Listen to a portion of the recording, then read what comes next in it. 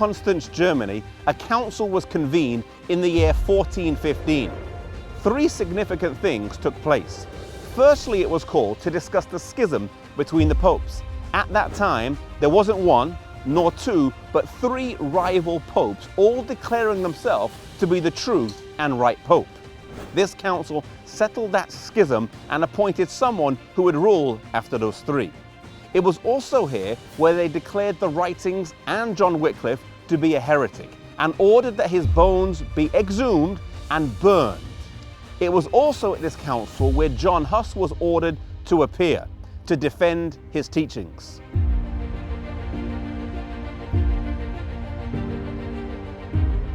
When Huss left for Constance, he said goodbye to his friends as if he wasn't going to see them again, even though he had a letter of safe passage from the emperor and the pope. Soon after arriving here in Constance, by order of the pope and the cardinals, he was thrust into prison. This building behind me, though today a nice hotel, was one of the places used to imprison John Huss whilst he was here in Constance.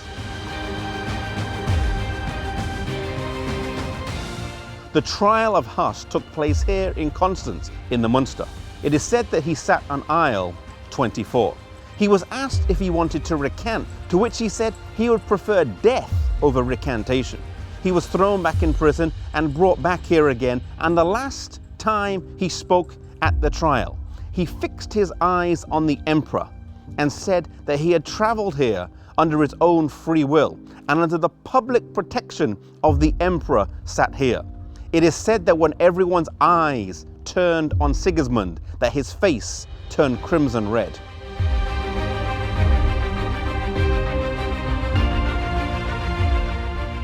Sitting here in aisle 24, where Huss sat during his trial, our minds go back to Jerome. When Huss left for Constance, Jerome told him that if he heard of any misfortune, he would come and help right away.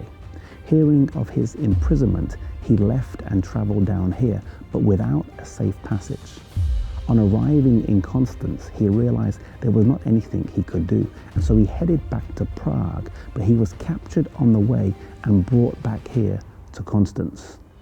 Some people wanted to kill him right away, but they put him in prison where he almost died for lack of food. They wanted to keep him alive. They realized that Huss's death hadn't accomplished very much, and so they wanted Jerome to recant.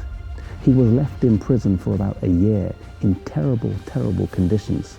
Suffering from doubt, he eventually renounced the teachings of Wycliffe, he renounced the teachings of Huss, and pledged to adhere to the Catholic faith. He went back to prison, but the council was not done with him, either wanting more blood or wanting a fuller and broader surrender of faith. They called him again, but this time he renounced his former recantation. He asked to address the House, and this was denied, but he remonstrated and was given the opportunity to speak. He stood up and pledged his support of Huss and the influence he had had on his life, and he went on to say, "Of all the sins that I have committed since my youth, none weighs so heavily on my mind and caused me such poignant remorse as that which I committed in this fatal place, when I approved of the iniquitous sentence rendered against Wycliffe and against the holy martyr John Huss, my master and my friend. Yes, I confess it from my heart and declare with horror that I disgracefully quailed when through a dread of death I condemned their doctrines. I therefore supplicate Almighty God to pardon me my sins, and this one in particular, the most heinous of all."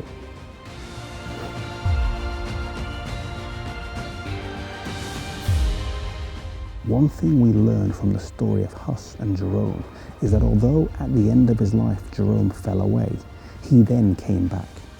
Maybe you have fallen away in your walk with the Lord. Maybe you've backslidden. Maybe you've done things that you wish you had never done. Jerome was once strong in his faith and fell away, but at the very end, he came back. There's always time for us to come back to God. If you've fallen down, the most important thing is that you get back up and renew your acquaintance with the Lord.